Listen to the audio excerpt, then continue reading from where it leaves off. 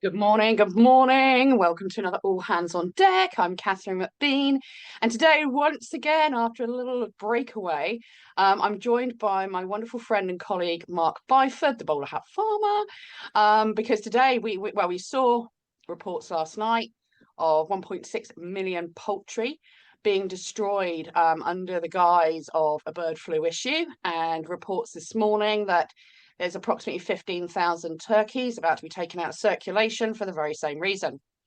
And some of us have been thinking about this for a while. We had a feeling this was coming down the track.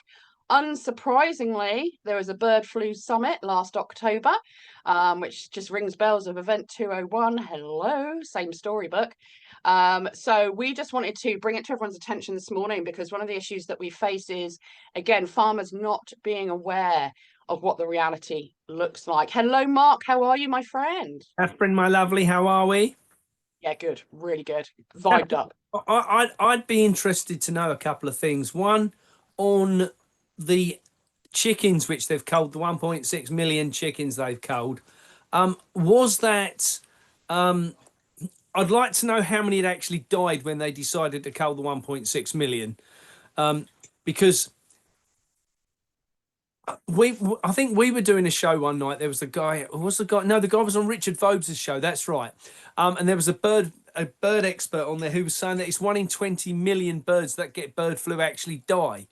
So I'd Yeah. be keen to know just how many birds had died out of that 1.6 million.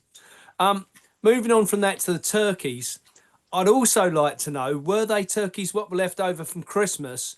And is someone looking at them going, oh my God, we've got to feed these for the next 11 months. But if there's an outbreak just down the road, it's a great time to say we've got it as well and let that deal with, let DEFRA deal with it and pay us out. Unfortunately, like all of this, there's so many questions always unanswered that the public don't know to ask anyway. And I think we see this in so many things now, right from jibby jabs right the way through to what we've seen and to people's rights, and which I know we're going to cover about farmers' rights on this. The problem is, Catherine, that people just don't know what their rights are anymore. They've been led down this long garden path of just step this way, sir, step this way, madam, and and the rest of it will be done for you, because people just don't know what's right anymore and what's wrong, what's lawful, unlawful, legal, unlegal, illegal. So I think what we've got to ascertain from this is who's to benefit from what has happened so far, Yeah. right? So let's look at the chickens, the 1.6 million chickens, laying hens, right? So let's look at laying hens to They were start. layers. They were layers. Over layers, right? So the people who are going to be producing the biggest amount of eggs in the country are fairly well established size farms or farms that sit on traditional, what I'm going to deem as elite estates, right? Now, there might be tenant farms on those estates, but they'll be somewhere within that system, I would hazard a guess, the biggest farms. So the biggest people to benefit from this always are the people at the top. The smaller farmers who produce a small amount of eggs are going to be desperate to hang on to their flock, desperate to hang on to their eggs. Um, you know, I I think we mentioned this morning when we personally spoke earlier. You know, eggs have become so hard to get hold of in America because of alleged bird flu outbreaks. They're now $1 a piece. Well, when you start and really dollar against the pound, what we're talking about. We're talking about 10 quid for 12 eggs. That's a massive jump against where they are in the UK at the minute, where they're about £2 for six, so £4 a dozen. We're talking about things going up 250%. Who's going to benefit from that? The feed isn't going to overly go up that much, Catherine. So who's going to benefit? And this is only ever the people at the top of this supply chain, the really big people. They're either going to get the insurance handout or the Yeah. product's gone up, what they produce. Which is it? Yeah. Yeah. Well, this is it. This is where you've got to ask the questions. And I think we all know the answers fundamentally. The actual farm last night, I had a quick look. From what I can gather, it is a family farm, but it's quite a substantial farm. They've just taken over some of the Frampton contracts. So that's a big, big account to have. And 1.6 million in one place shows you it's not a tiny little poultry farm. Absolutely. They've taken out that many birds, and yes, they will likely be in receipt of compensation, which is the other question we need to ask. And that is actually the thought I had when I saw the turkey farm this morning. I thought, didn't offload those at Christmas. What do you want to do about it now? Now, I'm not suggesting anyone is lying, but what I'm saying is we need to keep an open mind on this stuff because we actually don't know the answers yet. And like anything else, you've got to keep an open mind. I'm also interested to find out, and I'm going to be launching an FOI request to DEFRA today to find out what testing methods they use for testing for bird flu. And if it's PCR, well, we know what that Or looks like. We know why that is an issue. And on the website that I'll be telling everyone about later, we will have some articles from vets on the issues with utilising PCR to test for bird flu, what the problems are, why it's not a functional test for that purpose. So we're going to have all that coming, but it's questions, and you just don't get many answers. We know we don't get many answers from DEFRA, from NFU, from the government, or anyone. we're never going to get any answers out of the NFU. It stands for no fecking use. That's the problem. I think that the NFU personally have had their day.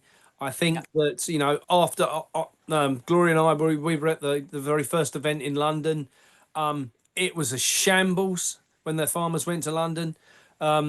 Very cold day. People wanted to go on a march. We weren't allowed to march because of, health and safety, because there was too many people there. There was only 60,000. They had millions of people march during the pandemic. So it was all controlled. The second one controlled, I wouldn't even go to it. And I haven't been part of the supermarket barrage of, blockades and things, because I just don't see that as the way forward. I think, sadly, Katherine, at the moment, the farmers are being played. They can't see it. They're being played completely in the hands of a socialist government, in my opinion. And unfortunately, if you look back in history, and I know I spoke at some depth yesterday with Sandy Adams, and we were talking about generally about how, not saying that we're in a communistic rule as yet. However, there is certainly some very dystopian things which are going on at present, and it's been used in the past lots and lots of times as food is the weapon which communism brings to the table to control the masses, and it does continually look like that's what's going on. We know that there is an onslaught against farming generally. This bird flu scenario, Katherine, I think we can both look each other in the face and know this is bollocks, right? Let's just call it for what it is. I'm not saying bird flu isn't real. Please don't, don't take us out of context. And I think Katherine would agree with that. But real in the context of that birds do get flu. Is this a pandemic which is going to wipe out the bird population? No. No more than the pandemic, what was going to wipe us off the face of the earth 5 years ago, didn't manage to achieve that. But the jibby jabs, what were given as a result of it, killed more people than the virus did. So let's look at it for what it is. They're culling the birds that won't die otherwise. And there is a reason they're culling them birds. They're culling them birds, in my opinion, Katherine, you can argue with me. I think this is either a compensation program, or this is part of a much bigger agenda to reduce the amount of protein that we have available to us as British people, English people, to have available for us to eat at an affordable price. Yeah. No, I think probably both of those elements are in play. Obviously, the biggest key one is the fact that they're coming for our food, because what they start now with chickens, how long before they roll over with something with swine flu to do with the pigs, or how long, till they start bringing beef cattle into the scenario? We don't know. They've made enough noises. We've got the Bovaer issue in terms of how they're impacting dairy. And it's all under the guise of biosecurity and good health, when we actually know the reality is these things are the direct opposite. Now, the problem we've got in the UK as well with a lot of the poultry farmers is they're not aware, that they're fast asleep to the kind of the bigger agenda. And also, they've been guided by biosecurity companies, the supermarkets, the feed merchants, and all the others down this road of more intensive farming. So 1.6 million birds in one flock. Are you joking me? That absolutely actually is an environment for disease buildup. That's how that works. So what we've been suggesting all along is still valid. Reduce down the size of your flocks and your herds, but have a more mixed farming approach and allow them to work in a way which is far more natural for them. I did do a blog not long ago, and what I said on there is I went to visit a poultry unit. This is going back 5, 6, no, probably longer than that, about 7 or 8 years ago. And I had to wear, before I went in the shed, I had to wear the full hazmat suit before going in there. And it was pristine clean. It was absolutely pristine clean, with the water lines and the nipple drinkers and so forth going across. But those birds, they were reared as meat birds by a company that got involved with genetically modifying birds from Denmark some years ago. So these breeds are created in kind of Frankenstein style purely to become meat birds, and they can't go past sort of 16 weeks or they physically can't hold themselves up. And what was most disturbing to me was they just stood there. No Yeah, pecking, no kicking about, no scratching around, no chasing each other, nothing. yeah. They just stood there. And I had to wear that hazmat suit because there was no natural light, there was no natural ground, it was all just sawdust. And I had to wear that hazmat suit because those birds were so vulnerable because they've been reared so badly that they were susceptible to anything. And farmers know this. So when DEFRA show up at the door and say, we're testing your birds, oh, look, one of them's got bird flu, we're going to have to take out the entire stock. You can see how farmers fall for it. You can see it because they probably know deep down they're not using best farming practices to rear that poultry. And I think this is another issue we've got, is not just the fact that DEFRA are coming in hard, it is the fact that we understand actually our current farming practices are subpar. They're not good enough. Yeah, I mean, just so let's backtrack. So I've got a friend who's a farmer, a chicken farmer, and you know they produce lots of eggs for the supermarket supply chain, and every aspect of it is false. Like you say, they Yeah. so and I won't name this farm, but so the farm has sheds what hold about 15 to 20,000 in each shed. Okay, and they've numerous sheds on the farm, and what happens is that the doors are always open. So they are classed as free range hens. Okay. So there's natural daylight outside as far as the RSPCA ruling is concerned. Okay. Now, it takes about 2 minutes from the hen to get from the feeder to the door. Okay. So what they do is every 2 minutes, the alarm goes off to tell them it's feed time. Right. So what do? They finish pecking. By the time they've got nearly to the door because they see the daylight, they come back again. Right? Yeah. So this just repeats 24 hours a day. Repeats. So they don't get no sleep time, no proper sleep time, nothing.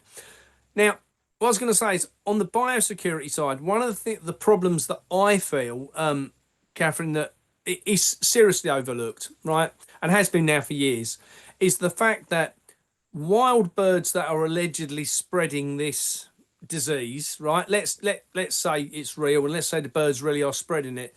One of the biggest problems is nowadays that we don't have the amount of surface water to the planet. Okay, that you go back when I was a kid, 50 years ago, there would be ponds everywhere, there would be lakes everywhere. A lot of those have now been bulldozed in over the last years, right? And that was the place the wild geese went to. That was the place, the hedgerows, what surrounded all the farms, was where the sparrows went to. They didn't need to go to where there was food because there was food elsewhere. And I think, Yeah. unfortunately, that DEFRA have so much to answer for. And I would say, in the grand scheme of things, you have to look at all of this and ask the question, is this manipulated and is this planned? Because if you take out, Katherine, we know we've had this conversation on shows earlier in the year or late last year, where we know to the fact that the wildflowers are being planted to allegedly feed these birds, right? The birds aren't there because the birds have gone, right? Because everything what was in their environment has gone, so they've gone. There is no insects, right? So the birds have got nothing to eat. You can't, and the whole structure and the whole system is collapsing in. we've got while we talk about bird flu, I'll nip across quite quickly onto the TB, because we're seeing the same thing in the cattle industry, that they're being TB tested again. Completely flawed system of testing. If the farmers get a private test done, 9 times out of 10 they are clear, right? And in fact, I'd even go to say 99% of the time the tests are clear, right? I certainly know that I had it years ago. DEFRA came out and told me, they've got to inspect the herd, and I'd only got one cow, a cow called Daisy, and it cost me £800 to get a private vet out to test that one cow. But I was right; she hadn't got TB, and I asked the question of where did it come from. The nearest cattle to me were about 3 miles away, so how did it got there? And I was told badgers. Well, we'd never had any badgers on the farm, to my knowledge. Still haven't, to my knowledge, to be honest. But they come up with this great thing, and the problem with PCR tests, especially, is we don't know what's on that tab, right? This is my gut instinct with this, and it was right the way through from the pandemic. So if we can't guarantee what's on that tab, how do we guarantee that someone isn't doing something with it? And I'm not saying they are. Just give me the proof. Prove to me it's not. Yeah. Where's the evidence? Prove to me I'm wrong.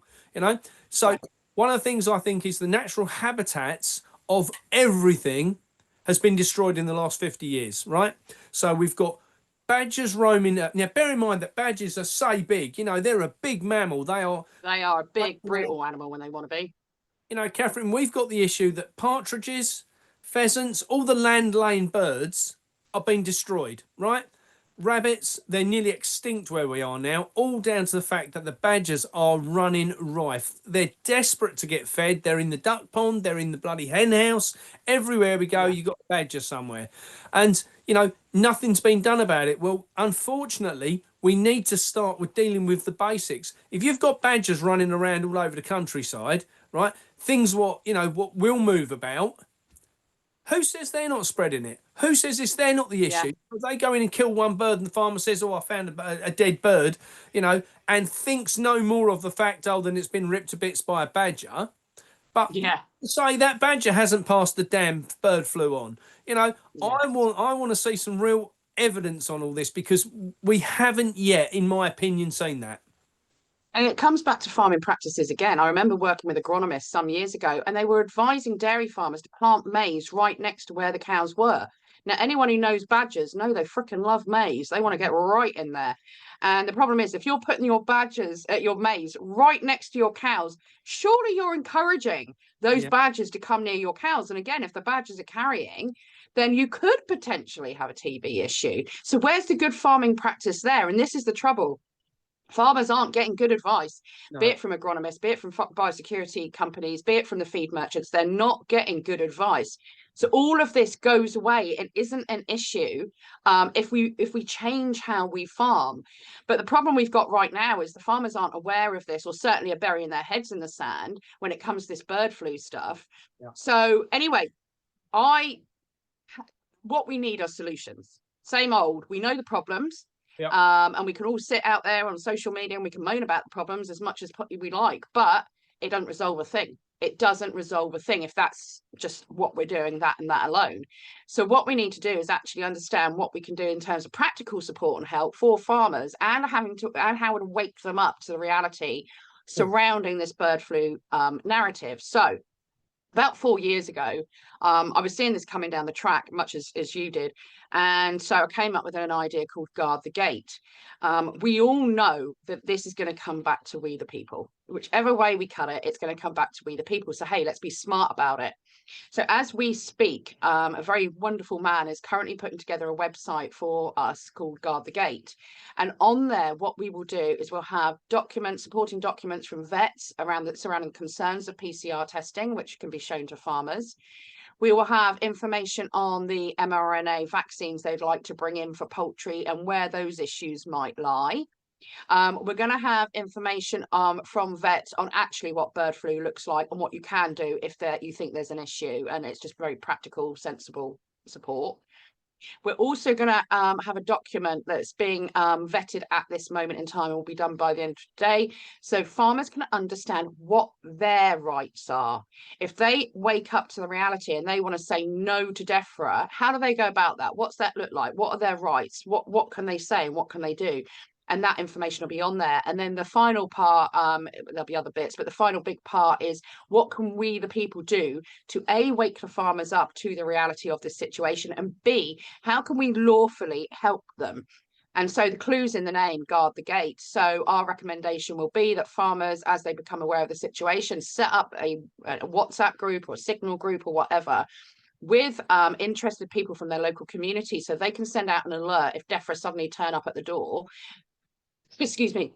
Everyone understands their rights and they can guard the gate. They can protect the farm, they can protect the animals and stop DEFRA from coming along with their nonsense. Because let's face it, 99.9% of what we're going to see is going to be complete crap.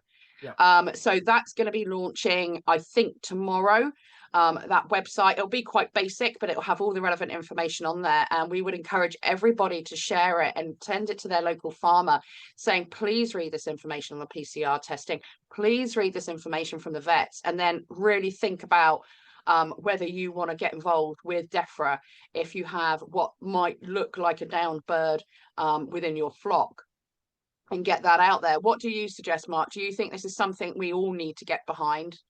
Yeah, I do. But one thing I would say, Katherine, I did a really interesting interview the other day with Sovereign Pete, Right. talking about what rights farmers have and how they can step the farm and the land outside of not only DEFRA's system, but outside the governmental system effectively, and make that farm kind of a state in its own rights, where you are king of the castle and nobody. PMA.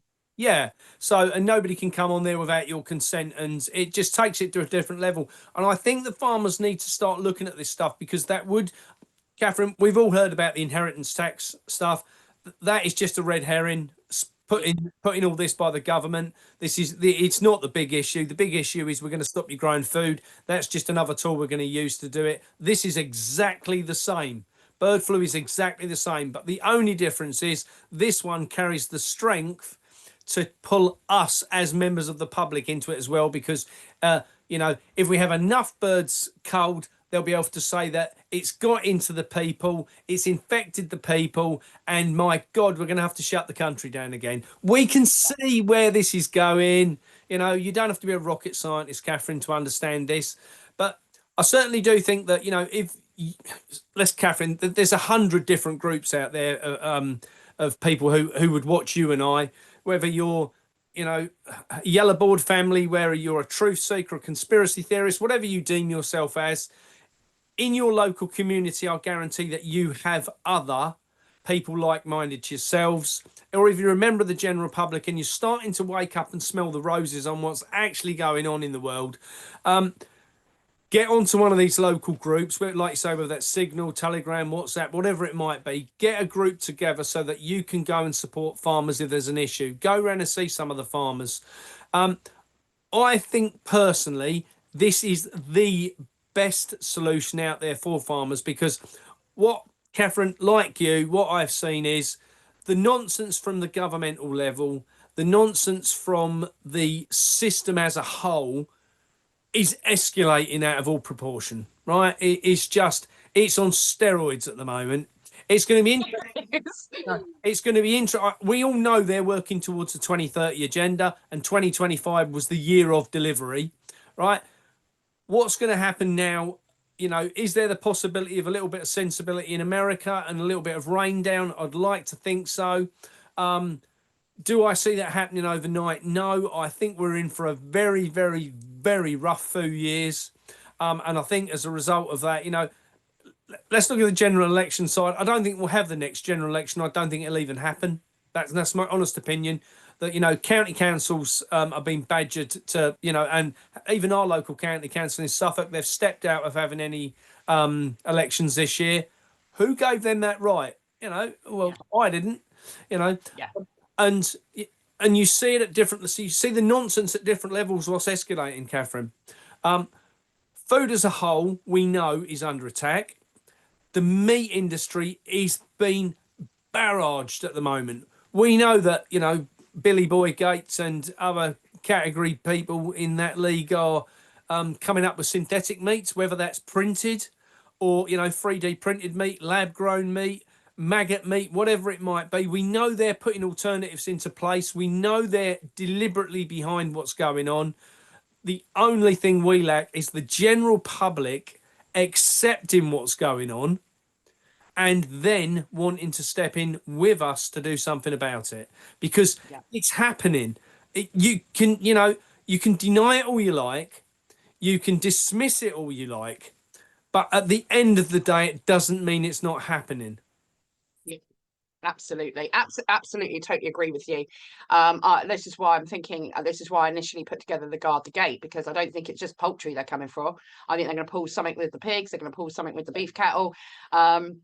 And also what I've seen, what I've heard, I'm out of the loop slightly, is that the breeding stock we've got available in the UK across all sectors of meat actually is dwindling. It's diminishing. And the trouble is, once you lose that breeding stock, you're pretty much stuffed.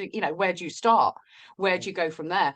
Do we just have their genetically modified chickens that are in massive industrial units that they can use for what they want in terms of the big producers, rather than directly to the public? But the answers come back to the same thing we've been spouting for ages. A, let's move to a mixed farming approach. B, let's do it at a local level. Step away from the supermarket, step away from the big producers, and start actually working towards producing for your local community, for your local area, with that mixed farming approach, and starting to heal the soil. All of it comes back to the same thing. It comes back to very sensible farming. It comes back to letting animals flourish in a more natural way than what we do right now, which is why we have potential biosecurity issues, or it's much easier for DEFRA to influence a farmer to believe he has biosecurity issues because of the way they've encouraged them to farm. Absolutely. So the solutions still remain the same. But I think what we need to do now is, as a country, is rise up, get to our farmers and let them know the actual truth of what's coming down the line. And you can even send them that Sainsbury's No Food for the Future document. It's right there in black and white. There's not one farmer mentioned in that document. Nope. That's where they want to go. And farmers need to understand that this is the reality coming down the line. You mentioned this earlier on the phone briefly. I think you've been speaking to Sandy about this thingy that the government want to bring in, this new piece of legislation. I forget what it's called now off the top of my head, which is focused around net zero, isn't it? Oh, this is the climate, and was it the climate and nature bill? Whatever it is, I can't remember. It's up for debate on Friday. It's the second time it's been through Parliament for a hearing. They are pushing so much money into getting this through. Katherine, if this goes through, and you and I have been talking about this now for a long time, independently and together, right? I genuinely believe if Friday they pass the bill, right, it's the end of British farming. That it's done. As of Friday, all you are doing is going close down. It's done and dusted. I spoke to a politician the other day, a Labour guy, and he said to me, Mark, he said, you do not understand the pressure we are under to put this through. He said, we have been told straight by the whip, either vote with us or get out the door. Now, I thought they were there to represent the people. Maybe I'm wrong, but, I'm sure when we voted, not that I voted for Labour, but, I'm sure that when people voted, they voted on their grounds. This climate and nature bill is dangerous, and I can't emphasise enough how dangerous it is. It literally changes. Katherine, what it does, it gives the ability for the government. So let's say Katherine grows vegetables at home, and the government says that they don't want you to do that because you're the issue, Katherine. You are the one pushing, because of the way you're farming at home, you're pushing the climate up. We're up another 3 degrees just because of people like Katherine not doing what they're told. So the next thing they're going to do is they're going to come round, they'll fine you or put you in a concentration camp, whatever it might be. They're going to take the food because they'll need it to keep things spinning, right? So we can see, people can say, oh, you're just dramatising all this. No, read the fucking facts, people. This is all written down. This is in the 2030 agenda, the WEF's agenda, the WHO's agenda. You go through and read some of this stuff. Go and research on YouTube, and you don't tell me. So, Katherine, someone said to me the other day, someone like, close to me, even though I despise them, said to me the other day, "Oh, you're just a conspiracy theorist, you and all your friends." And as I said, well, that might be the truth, but I've got 60,000 followers, and there's you. You think I'm a conspiracy theorist because you won't do the research. Yeah. Those 60,000 people have done the research. That's Yeah. why they follow me, because they want to know what's coming next. The problem we've got at the moment is that people are so blasé still on the grounds that supermarkets have food on the shelf. Yeah. That food is changing. If you look, Catherine, over the past 20 years of supermarkets, of how much of the supermarket used to be food. We used to have a fishmonger in there, we had a butcher's in Yeah. there, we had a bakery in there.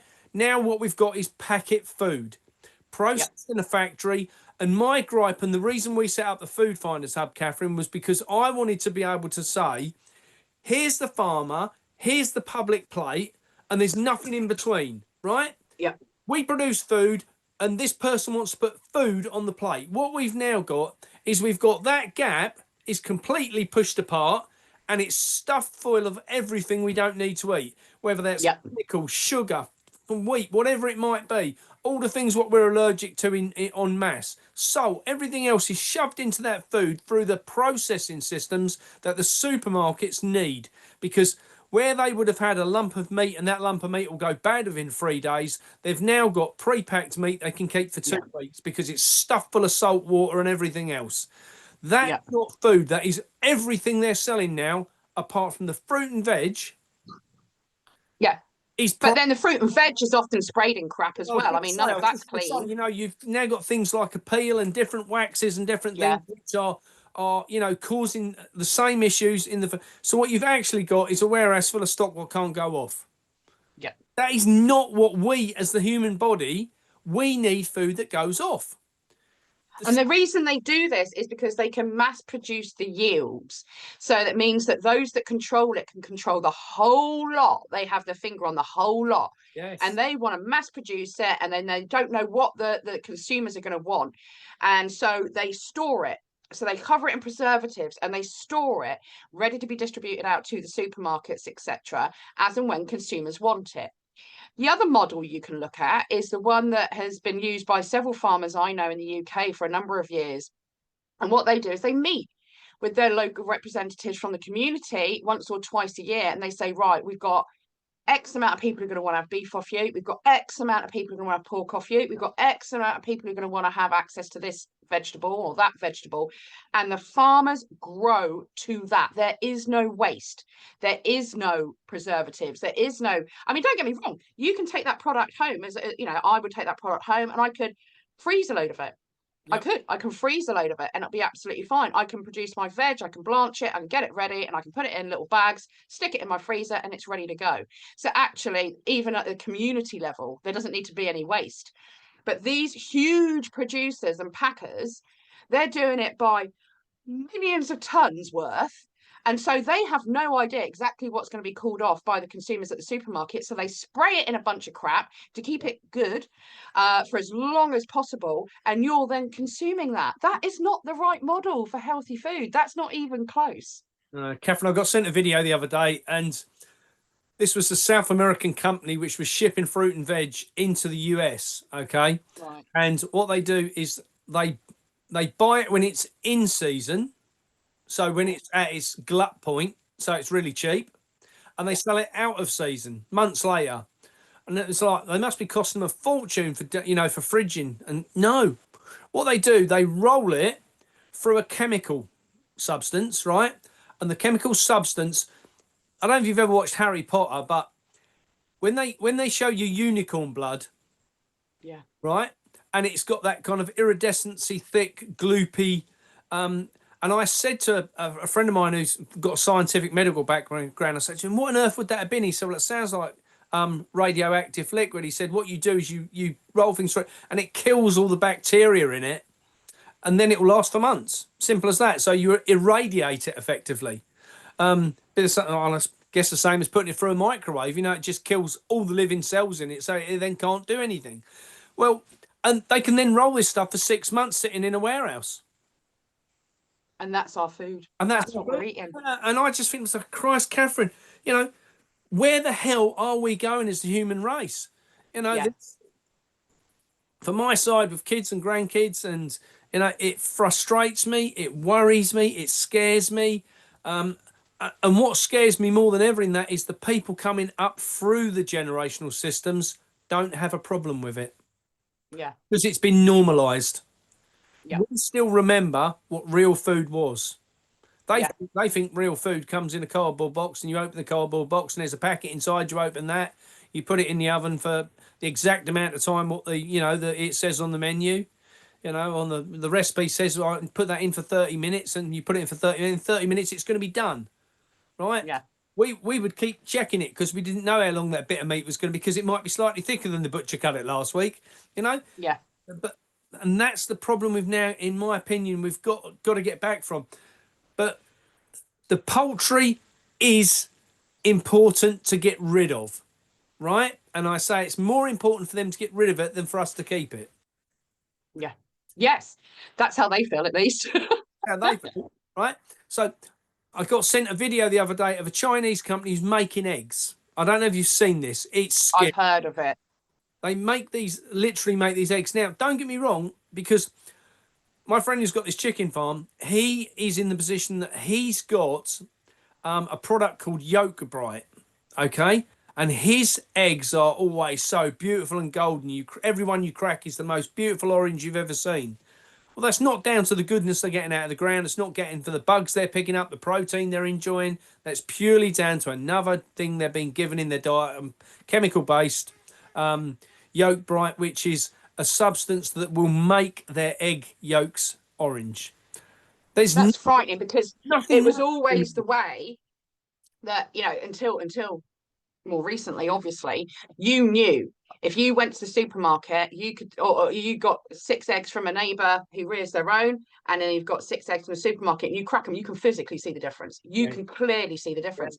This is actually super underhand, yeah, because it's just making it more and more fake. So you think you're getting a good quality egg, because those yolks go nice and orangey, God, it kind of color. When yeah, they're pecking around the ground, they're getting yeah. good nutrition. They're having a great diet. They're having great clean water, and they're living as they should, absorbing the vitamin D and so forth. Well, you'd hope. You'd hope. Yeah. Whereas the ones that came from the farmers, the big poultry farmers, they're kind of a yellowy, pissy, not very exciting kind of color, and you could physically see the difference. So this is super underhand. This is just masking the crap even more, isn't it? Yeah. And it's, Catherine, the whole industry is like that. We know that. You Yeah. know, the whole industry. I mean, Yeah. Across what the I will board. say is, we haven't done a video about this together, I know. And, let's just let's talk about the Arla situation and the milk, because Yeah. this was another one. People go, oh my God, how did a company that size make a mistake that big? Well, they didn't. They knew exactly what they were doing. They knew they were putting the additives in, the Bovia additive in. They knew that they were going to release the information. They knew the backlash would be a massive, massive backlash. They even spent money on promoting the backlash. I'll bet if you could find out that's the case, I'll bet it, right? Now, why would they do that? Well, because they're part of the bigger picture. Arla controls 72% of the dairy industry. So if you take out 72% of the dairy industry, what have you got? You haven't got an industry, right? It's as simple as that. You haven't got an industry anymore. People say, oh, well, I'm going to my local guy. They will make it law. I Yeah. guarantee this. And coming back to another reason farmers need to step outside of the Constitution, or into the constitutional law rather than maritime law. And so we've got this massive issue here, and I don't know how we best address it, because everything we try and do as farmers to make the situation of food better, the big organisations are 10 steps ahead of the game to slaughter it. Back to the Arla scenario was classic, right? The cheese industry, the dairy industry, the cream, the ice cream, everything. People are now weary about, do they or do they not have that? So they said, I'll control all of the oatmeal, the oat milk, all of the bloody coconut milk, every other type of milk that they could say, we've got an ad, we've got a beautiful product here you can have instead. I don't want none of those. I just want cow milk. you know? Yeah. And this is where I think my frustration in all of this comes down, because you can see, if you dig into this a little bit, how they're playing us. They're deliberately trying to break the dairy industry, because the dairy industry also includes the meat industry. The chickens are under attack. In Germany, I see we've had a foot and mouth outbreak in the pigs Right. in the last week.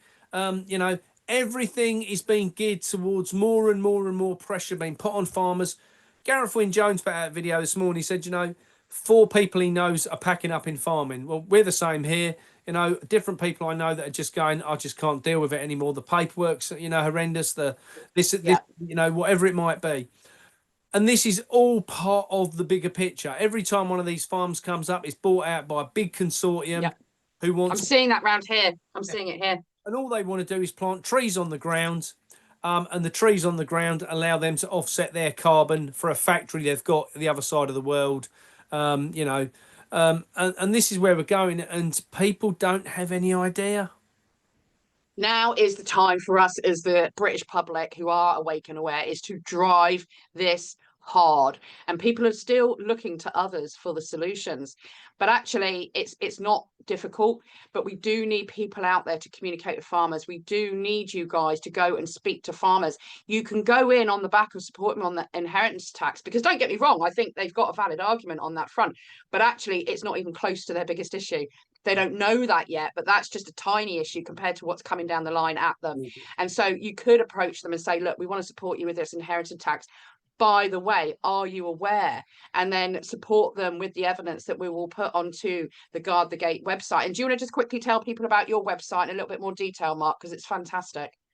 Yeah, so we set up a Foodfinders Hub, foodfindershub.co.uk. And I say, so on there at present, we've got about nearly 300 farmers, producers, growers, butchers, bakers, greengrocers, whatever that might be, people who sell food. We've got thousands now. I think there's about sort of 6,000 members of the public on there.